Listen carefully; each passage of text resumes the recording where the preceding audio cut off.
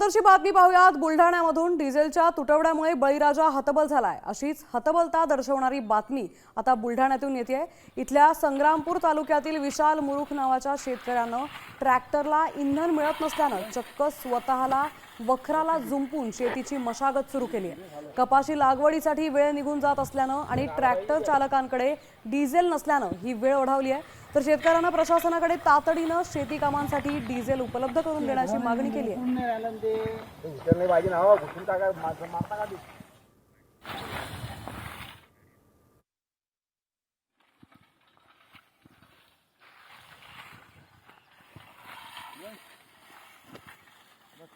प्रत्येक पेट्रोल पंपावर डिझेलची टंचाई असल्यामुळे शेतकऱ्याचे अतोनात नुकसान होत आहे आणि स्वतः आमच्यावर नांगरणी करायची वेळ आलेली आहे आणि शासनाने त्वरित याकडे लक्ष देण्याची मागणी आहे आणि स्वतः आम्ही खांद्यावर झू घेऊन आम्ही स्वतः शेतातली नांगरणी करत आहोत।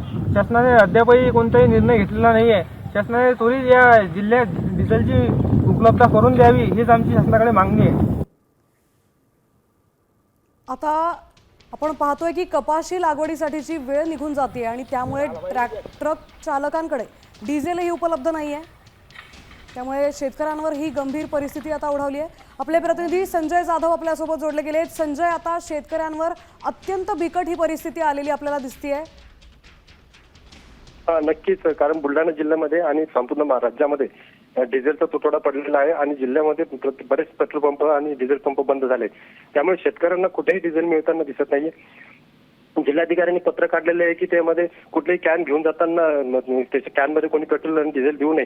त्यामुळे शेतकऱ्यांनी ट्रॅक्टर घेऊन तिथे जाणे अशक्य झालेलं आहे आणि कोणाजवळ बैलजोडी वगैरे नसल्याने आता शेतकऱ्यांवरती स्वतः झोपून स्वतः शेताची नांगरणी वखरणी करण्याची पाळी आली आहे। नक्कीच धन्यवाद संजय, आपण दिलेल्या सविस्तर माहितीबद्दल। तर आता डिझेलचा सगळीकडेच तुटवडा निर्माण झालाय आणि त्यामुळे ट्रॅक्टर चालवणं अशक्य झालंय।